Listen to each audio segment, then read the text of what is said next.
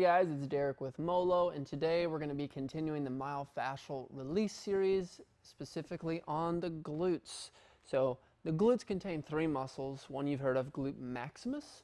It's the big one on the outside. It connects from your hip bone all the way into your IT band and on your femur.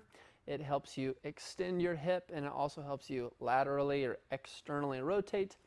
And then you also have your glute medius and your glute minimus. So they're a little deeper in layers. But your glute medius and minimus do two things. They help internally rotate your hip, and they also help you abduct or move your leg out to the side. So they help you internally rotate and abduct, but your glute max helps you extend and externally rotate. It's all about where they attach. So all of them are attaching on the hip bone, the ilium. The glute max really hits in the sacrum and the thoracolumbar fascia as well. But the glute med and min are attaching to the lesser trochanter on the femur. All the attachment parts, it's helpful just to think of muscles. They're always going to pull. Muscles never push. And so when you can see where muscles attach, you kind of learn their function just based on where they're attached. So regardless, now that you know their functions, it's helpful to work on the myofascial release of these tissues because sometimes, since our rectus femoris, our hip flexors, get so tight, these work on overdrive, trying to help with extension. Because since these are so tight, they don't extend very well. These work even harder trying to extend your hip.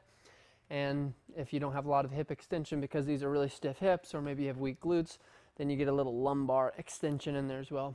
And you don't want that for herniated disc reasons. So we're going to try to balance our glute tension by doing self-myofascial release. So the way we do that is first by figuring out where we're going to work on. So if this is my back, I have some bony point right here, kind of in the middle. This is called PSIS, so your posterior superior iliac spine.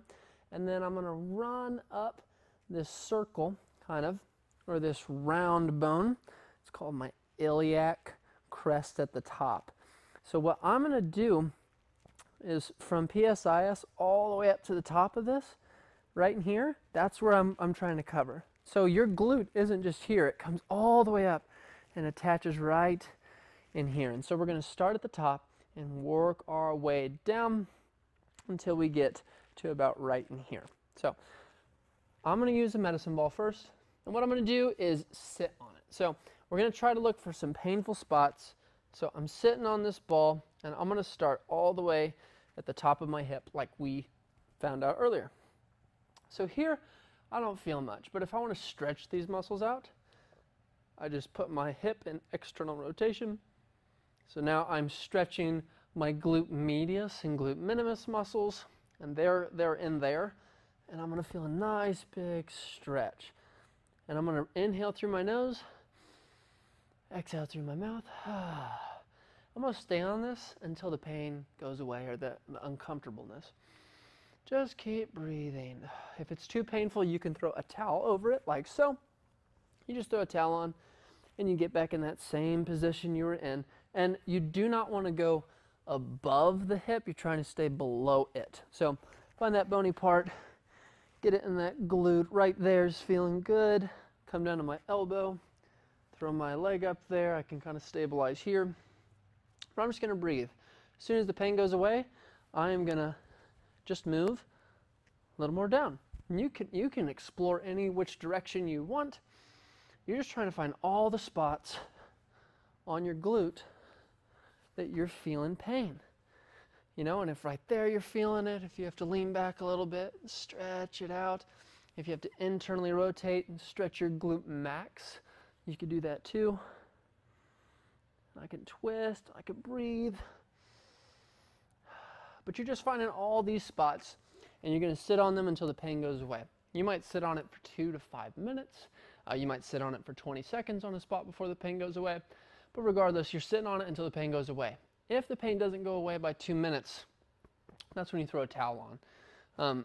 And if you're doing these every single day, and one day you hit all the spots of your glutes on a medicine ball and it doesn't really hurt, that's when you graduate. You move to a foam roller. So you hit all the spots again. You know, you're starting here, Sometimes I'll just move it kind of perpendicular to where I'm at, and I'll start there and I'll breathe. So there's a little more tension there. It's a little more firm of an object.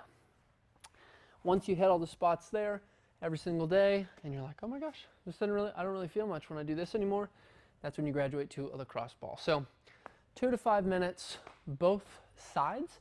It's going to help building good tension back in your glutes, and so you can actually walk and run and experience less back pain. So have fun.